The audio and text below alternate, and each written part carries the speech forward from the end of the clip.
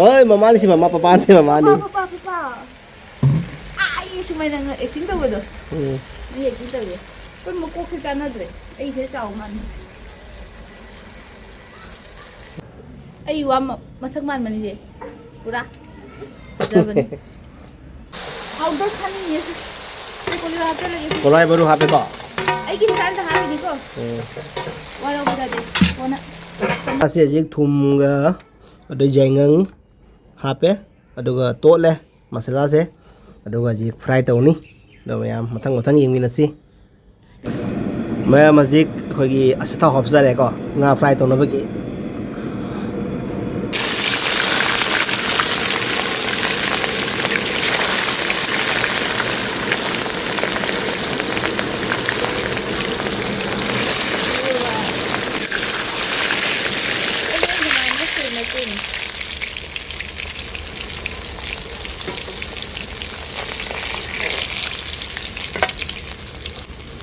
Aji aham bagi nga fry tawba se loire ko lokhoe ko atai di makha ta bang nga atai di ulla roi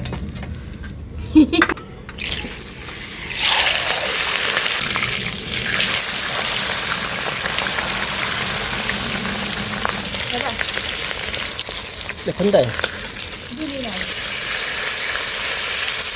ako ko tayo ko mako ko ni yung ta re kan ta re nga ki di mga yung makuli nga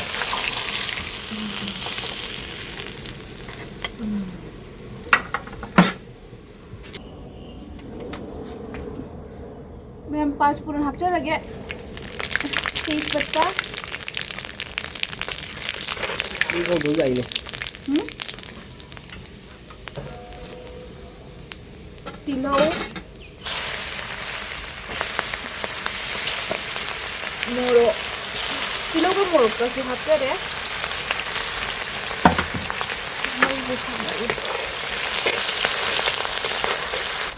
सनमगा सिंगा suba सुबह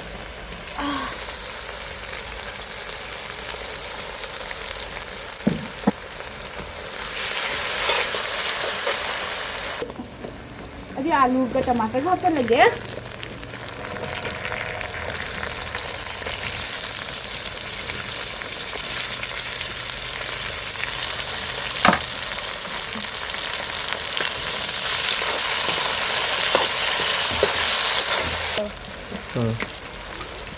hojik jangan hapsare ke ko mayam हल्दी हल्दी haldi haldi chamas amaga makhai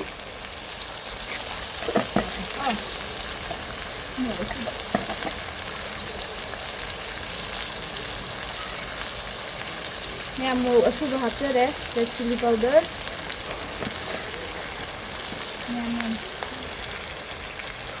นี่มันดิทุ่มจะมูลังได้ดะฮับเปล่าไอ้ดิฮันฮับ thum hana hap tu ni na อันนี้มันลगे yes सीधा निकलो देखो रे वो तल्ले वो mai chak thong style se ro mayam mai style je अरे आर्मी किचन की मतलब तमीन है ma se army ki jang ki ma to tamina si ola hinjang ka ra ma re hinjang ka re काट भी है ka dro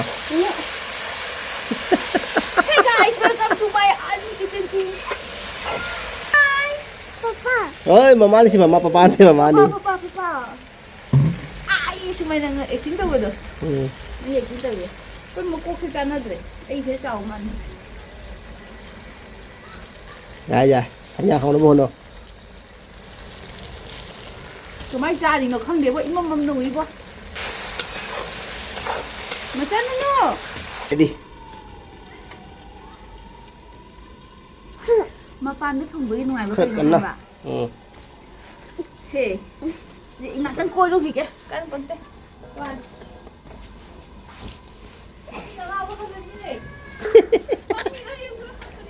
à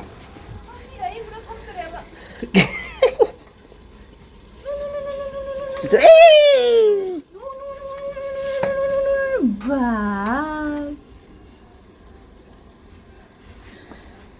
Thật đang hấp cho đấy, con gái mới đi hấp cho đấy.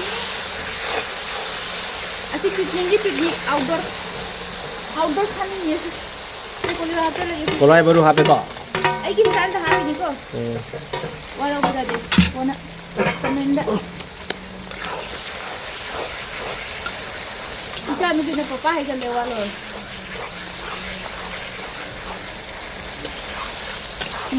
अधिक ने टमाटर मुले दे मुझे cameraman मुले अधिक इसी मारते रहने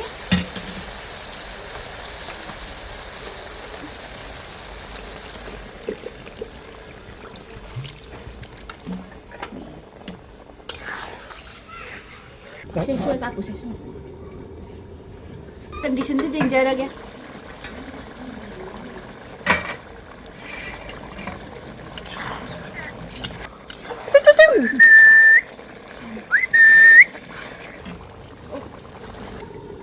Hey guys, आज ये हिंजान से डेंजर आ गया को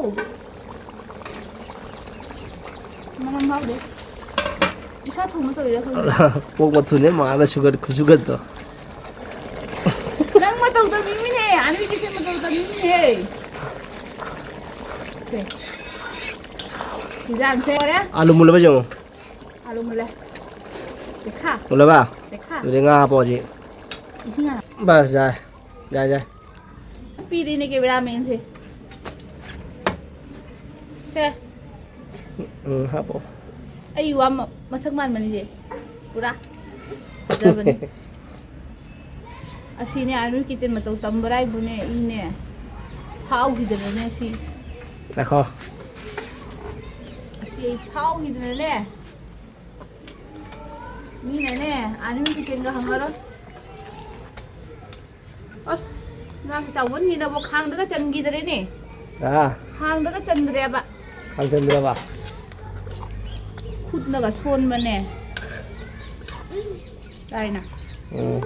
ngam ko ki on rồi dra on to ngam ko do Manung ida kadang chup chan. Mama.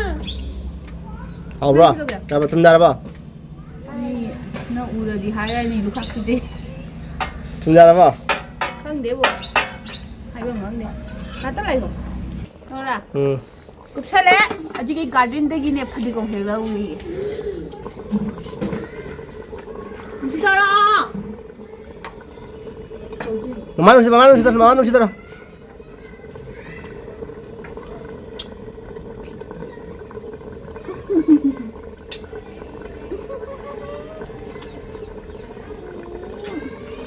Hai mẹ mày tôi hai rồi hai.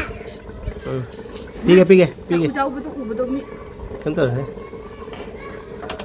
Papa. pige baba pige na ka mama phadi ko ha bu Garden degi phadi ko.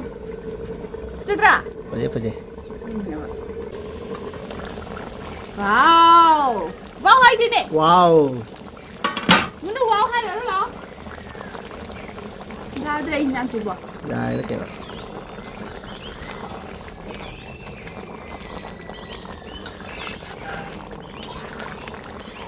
Ay di mahilang mo sa talya ba? Ani kitchen su mahilang mo pam ne madi. Maso. Kuy niya matan. Jadi ko hapta rani testing. Master chef laun. Testing to laun. Nasak to ulu ne. ai dum la to thum to da la Testing to. Dia tadi ko hap. cái ke wa đâu có gì Thì khắp ai vậy thôi. uga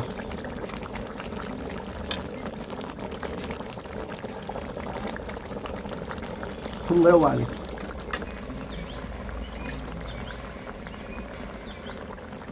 देखती को मात्र होने जी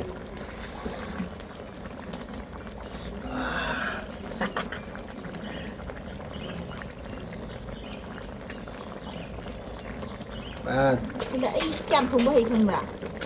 Garam ko kasi nung lugar. ừ Kali ko Masala. na hapon ito. masala हाँ हाँ बोल Kali gin? masala ba rồi đây done Dan sala si nono hana pija sige. ừ Tunga ang ko laro kasi emi pija na. rồi picha vậy ok Nono ta pija. Kali ko bilik man ro. dài rồi Tunga lo loge met. finish. Guys, thank you.